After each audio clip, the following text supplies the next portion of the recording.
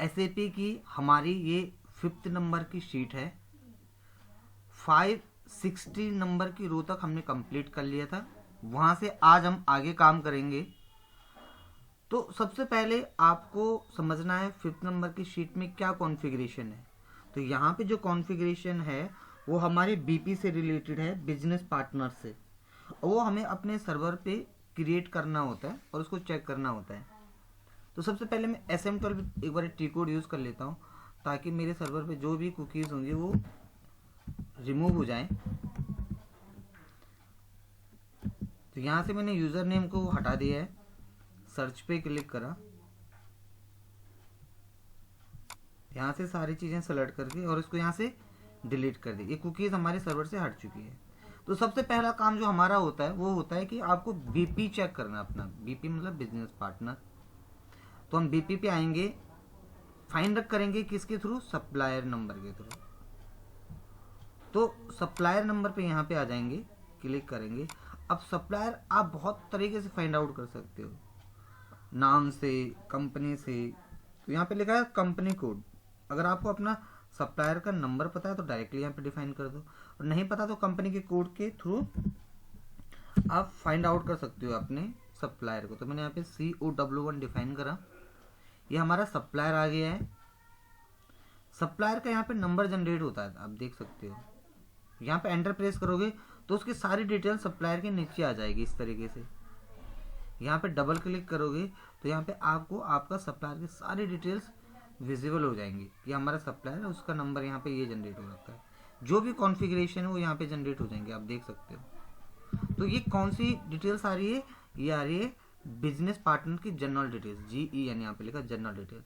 तो SAP के अंदर वेंडर को हमने 3 कॉन्फ़िगरेशन में बनाना समझा था।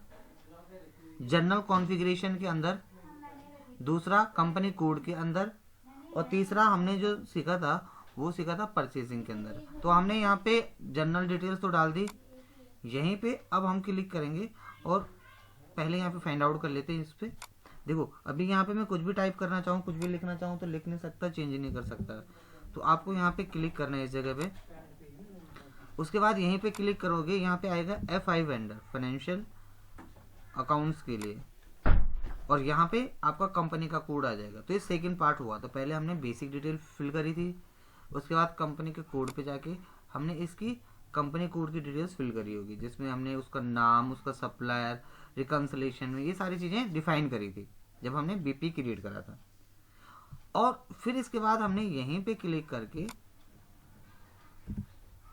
ये देखो यहाँ पे लिखा होगा FLVN01, ये वाला हमने इसकी परचेजिंग की डिटेल्स डिफाइन करी थी यहाँ पे। तो ये जो हमारा वेंडर बना हुआ है, ये वेंडर तो हमने ऑलरेडी बना रखा है, बट ये 3 लेवल पे जनरेट हुआ था। परचेज के लिए अलग, जनरल के लिए अलग जनरल डेटा, कंपनी कोड के लिए अलग, परचेजिंग के लिए अलग। तो अब हम ये नहीं चाहते हैं कि हम 1 बाय 1 अपने वेंडर को बनाएं या उसकी डिटेल्स फाइंड आउट करें। तो हम क्या करेंगे, इसके लिए एक बीपी रोल क्रिएट करेंगे, बिजनेस पार्टनर रोल, और उसके थ्रू हम अपने सर्वर पे काम करेंगे। तो सबसे पहले आपको SAP में आना है, SPRO, SAP रेफरेंस IMG। यहीं पे आपको दिखाई देगा क्रॉस एप्लीकेशन कंपोनेंट्स, यहाँ पे आएगा business partner, SAP business partner. SAP business partner पे जाके आपको यहाँ पे क्रिएट करना होता है बेसिक सेटिंग, और यहीं पे लिखा होता है बिजनेस पार्टनर और उसके रोल्स। तो चाहे आप यहाँ से फाइंड आउट कर लो, चाहे आप यहाँ से फाइंड आउट कर लो, ये दोनों एक ही चीज़ होती है। तो बिजनेस पार्टनर जो रोल होते हैं उसी को हम बीपी रोल बोलते हैं। तो यहीं पे लिखा होगा डिफाइन बीपी रोल्स ग्रुपिंग, इस जगह पे। तो आपको आपके सर्वर पे डिफाइन बीपी रोल ग्रुपिंग को फाइंड आउट करना पड़ता है। यहाँ पे जैसे क्लिक करोगे इस तरीके से एक विंडो ओपन हो जाएगी। अब यहाँ पे हमेशा आपको बनाने के लिए अपने बिजनेस पार्टनर को न्यू एंट्री का यूज़ करना पड़ता है। तो न्यू एंट्री का यूज़ करो और अपना बीपी क्रिएट करो। तो जैसे मैंने बना दिया COW9 के नाम से मैं क्रिएट कर देता हूँ, और यहाँ पे लिख दिया COW9 डोमेस्टिक, और यहीं पे क्लिक करके अपने सर्वर पे हमने ये चीज़ें डिफाइन कर दी, और यहाँ से इसको क्या कर देंगे, सेव कर देंगे। तो हमारा अपना खुद का एक नंबर जनरेट हो चुका है बीपी रोल के अंदर। अब हम क्या करेंगे, एक बार एस्केप से बाहर आएंगे, अपना फाइंड आउट करेंगे कहाँ पे, CO W9 ये यहाँ पे रहा, और यहाँ पे डबल क्लिक करेंगे बीपी रोल ग्रुपिंग पे, इस जगह पे, और फिर न्यू एंट्री पे क्लिक करेंगे। अब हमने इस बीपी रोल को असाइन करना है अपने ग्रुपिंग के साथ, तो वो कहाँ से फाइंड आउट करेंगे, इस जगह से, यहाँ पे दिखाई देगा आपको सर्च टर्म के अंदर। अब यहाँ पे एक्चुअली ऑप्शन तो है फाइंड आउट करने का, लेकिन वो आपको दिखेगा नहीं, क्योंकि बहुत एक सारे एक ही नाम से बने हैं। तो वो आपको कैसे दिखाई देगा, आपको मैनुअली इस तरीके से नीचे आना पड़ेगा।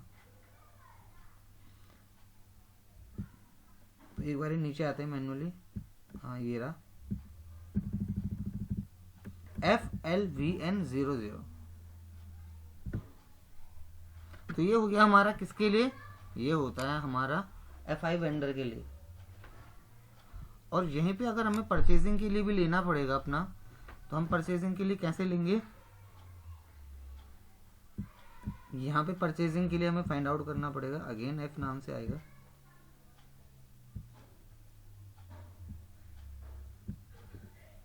मेरा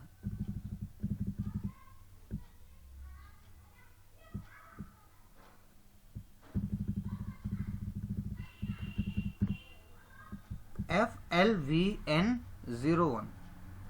तो इसको आप सेलेक्ट कर लोगे, एंटर प्रेस कर दोगे, यहाँ पे अगर डिटेल्स आ जाती तो वेल एंड गुड। देखो डिटेल्स आ गई। अब इसको क्या करना है, यहाँ से सेव करो, तो ये सेव हो गया डेटा। अब हमें कैसा पता चलेगा कि हमने अपना बीपी रोल क्रिएट करा है, फाइंड आउट करना है। उसकी कॉन्फ़िगरेशन यहाँ से नहीं है, उसके लिए अगेन आपको बीपी में आना पड़ेगा। बीपी में आके ऑर्गेनाइजेशन पे जाना है, ऑर्गेनाइजेशन पे जाके यहाँ पे जैसे मैंने अपना फाइंड आउट कर लिया, मेरा है वॉर के नाम से, ये देखो वॉर डोमेस्टिक वेंडर आ गया, जो भी आपका वेंडर फाइंड आउट कर लेना। अब यहाँ पे जहाँ पे जर्नल लिखा हुआ है, जर्नल की जगह आपको डालना है COW9, ये देखो। तो हमारा ये COW9 डोमेस्टिक के नाम से आ गया।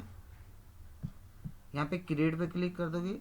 अब जो देखने वाली और समझने वाली बात है वो सिर्फ इतनी सी है कि अब आपको यहाँ पे कंपनी का कोड भी दिखा रहा है, परचेजिंग भी दिखा रहा है, यानी कि दोनों चीज़ें एक साथ दिखा रहा है, जो कि हम पहले 1 बाय 1 बना रहे थे। अब अपना वेंडर आप क्रिएट कर सकते हो, आप उसका यहाँ पे नाम डाल दो, उसका नाम क्या है ना, जैसे मैंने डाल दिया,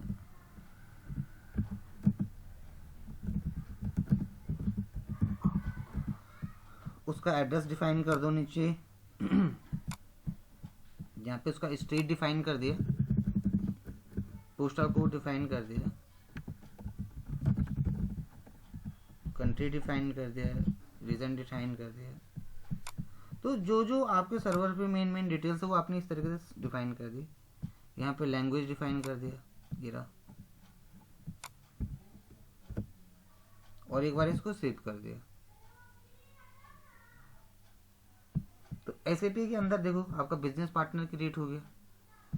अब यहीं पे कंपनी के कोड पे क्लिक कर लोगे, आप अपना कंपनी का कोड डाल दोगे कि आपका कंपनी का कोड क्या है, एंटर मार के सेव कर दोगे। ऐसे ही परचेजिंग की डिटेल डालनी हो तो डिफाइन कर सकते हो। तो ये मैंडेटरी फील्ड नहीं है।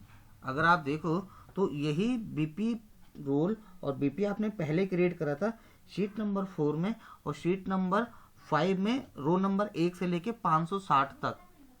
आज हमने 560 से आगे पढ़ा है, लेकिन शीट नंबर 4 में और शीट नंबर 5 में 1 से लेके 560 के बीच में हमने यही चीज़ क्रिएट करी थी, बट वो 1 बाय 1 थी कि पहले जनरल डेटा बनाओ, जनरल डेटा के बाद हमने फिर कंपनी का कोड के लिए अलग से फाइंड आउट करा, फिर परचेजिंग के लिए। यहाँ पे आपको सारी चीज़ें एक साथ ही दिख रही हैं। आप क्लिक करोगे तो कंपनी के कोड पे आ जाओगे, यहाँ पे अपना कंपनी का कोड डाल दोगे। आप क्लिक करोगे तो परचेजिंग पे आ जाओगे, अपनी परचेजिंग की डिटेल्स यहाँ पे डाल दोगे, करेंसी, INR, ये सब कुछ।